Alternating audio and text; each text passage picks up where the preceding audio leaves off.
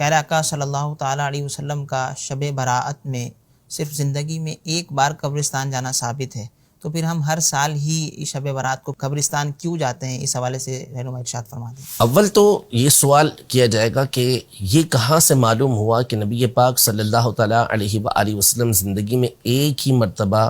شب براءت کے اندر یعنی شعبان کی 15ویں شب میں قبرستان گئے، اس کے علاوہ آپ کبھی تشریف لے کر نہیں گئے؟ ذکر ایک مرتبہ ہوا ہے کہ حضرت سیدہ عائشہ رضی اللہ تعالیٰ عنہا کے گھر نبی پاک صلی اللہ علیہ وسلم تشریف فرما تھے،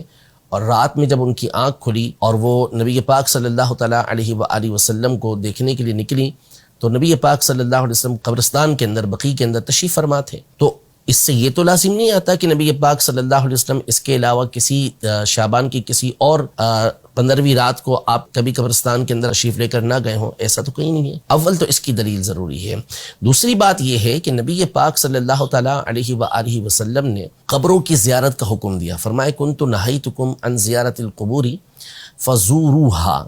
کہ میں نے تمہیں قبروں کی زیارت سے منع کیا تھا لیکن اب تم ان کی زیارت کیا کرو۔ تو اس حکم کے اندر کہیں کوئی اس بات کی تخصیص نہیں ہے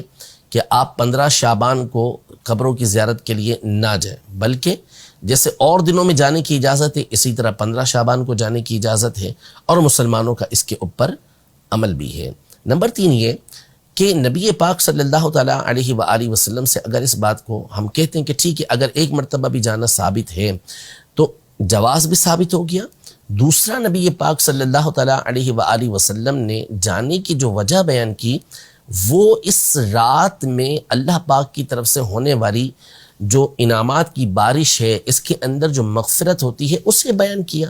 تو کیا وہ صرف اسی 15ویں شعبان کی رات کو تھی، یا اور شعبان کی 15ویں راتوں کو بھی اسی طرح بخشش و مغفرت کی بشارتیں موجود ہوتی ہیں؟ جب موجود ہوتی ہیں تو اسی علت کے پیش نظر قبرستان جانے کے اندر کوئی حرج نہیں ہے۔ ایسے بہت سارے افعال نبی پاک صلی اللہ علیہ وسلم کے آپ کو مل جائیں گے کہ آپ علیہ السلام نے وہ عمل ایک ہی مرتبہ کیا، لیکن دیگر دلائل کی روشنی میں علماء نے اس بات کو بیان کیا کہ وہ عمل ہمیشہ کیا جاتا ہے، اور یہ عقلی طور پر بھی ہے۔ جیسے دسترخوان ہے جو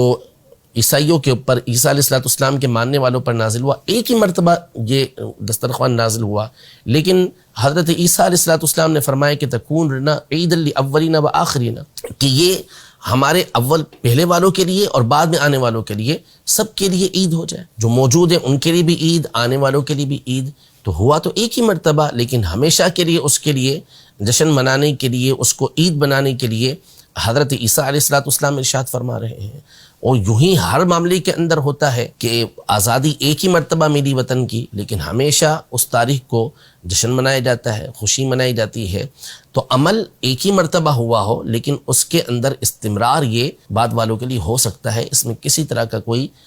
حرج نہیں ہوتا۔